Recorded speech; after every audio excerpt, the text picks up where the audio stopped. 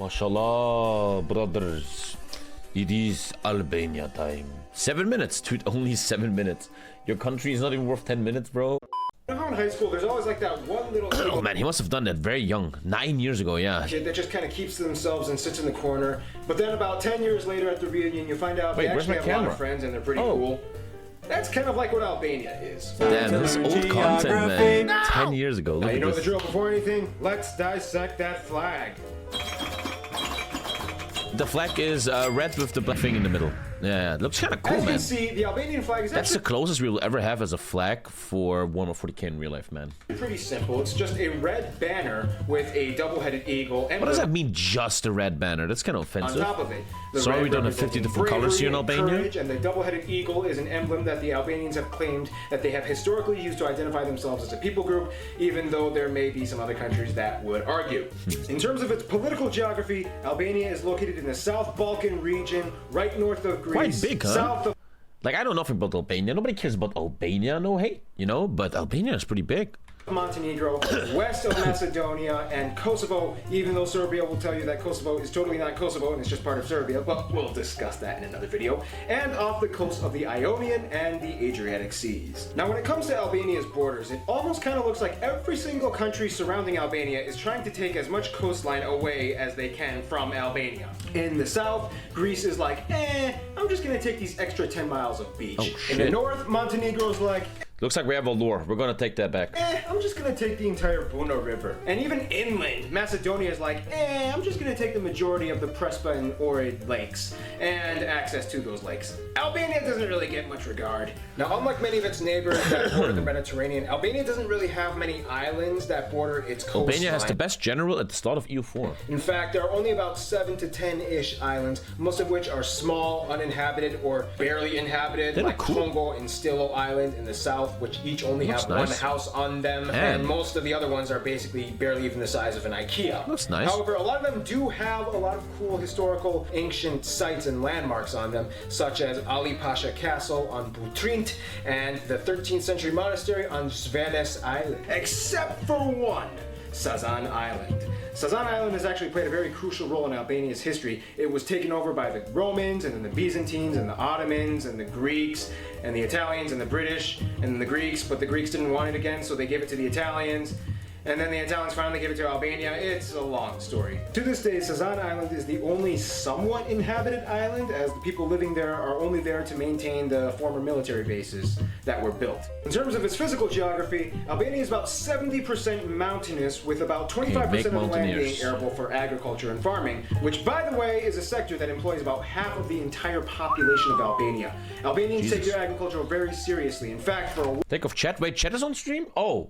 Dude, I'm such a bad streamer. I didn't realize chat is on. they were completely closed off from the rest of the world and self-reliant. In addition to fruits and vegetables and other produce, one thing that Albanians really like to grow, tobacco. Thank you, Feldy, man. Thank you, bro. They do. let's go. They just do. Now, Albania is also loaded with a bunch of other types of landscapes, like rolling green hills and lush forests, and very nice warm temperate beaches, such as the ones at Sal, Albania is probably really, really cheap Italy, but they don't have the money to make a lot of commercials for it. Mil and Dures. Speaking of which, interesting factoid, if you go to Albania, pretty much everywhere around the entire country, you'll notice these World War II concrete war bunkers located everywhere. The reason being because in the middle of the 20th century, the old communist leader Enver Hoxha took over and built these war bunkers, about 700,000 of them, and placed them all over the country as a means for military. Here's a fun fact. Jim Belushi, according to Jim, is an honorary Albanian.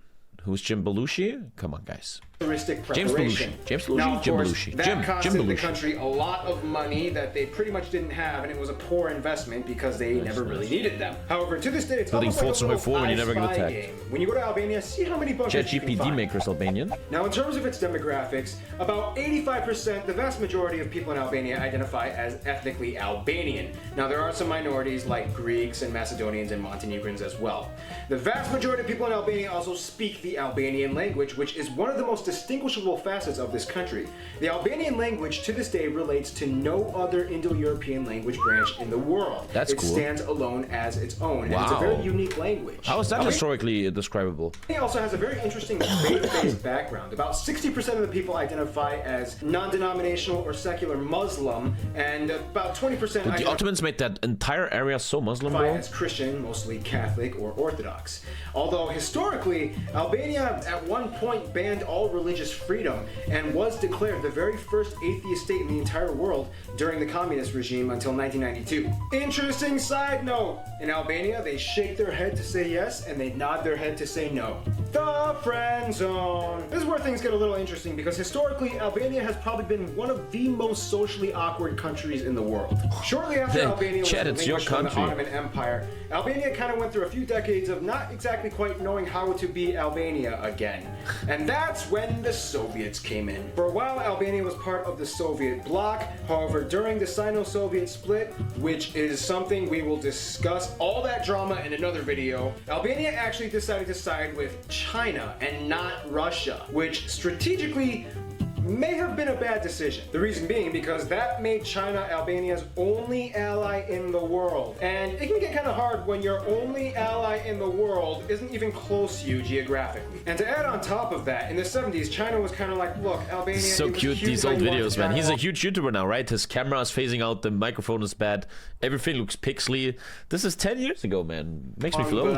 You're on your own. And then you should watch his videos now, right? The production quality is insane. In the last few years of communism and following the death of Enver Hoxha, Albania kind of saw what was going on and they were like, yeah, we kind of need to turn things around. And finally, in 1990, the communism regime ended, making Albania a constitutional republic. This opened up a lot of doors. And from the 90s up until today, Albania has become one of the most social countries in the world, opening up its arms, trying to regain as many diplomatic relations as it can with as many countries, and to this day has about 40 embassies in 40 different countries. Albania is not a social butterfly, Albania is a social pterodactyl. They even named a street after George W. Bush after he visited there one time in 2007. Interesting side note, there's an early episode of The Simpsons in which Bart signs up for a foreign exchange student program and goes to France, whereas the Simpson family receives an exchange student named Adil from Albania.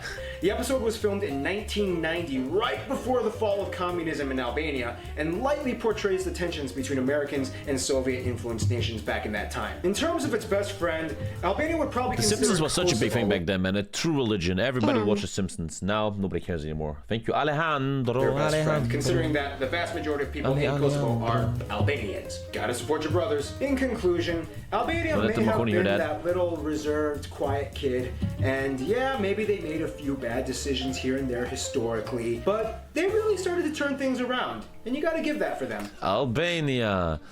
Yeah, dude, there's nothing going on in this country. What are you still doing here, mate? Jeez. Well, if you want to see more, click these videos. Have fun. Looking good, boy.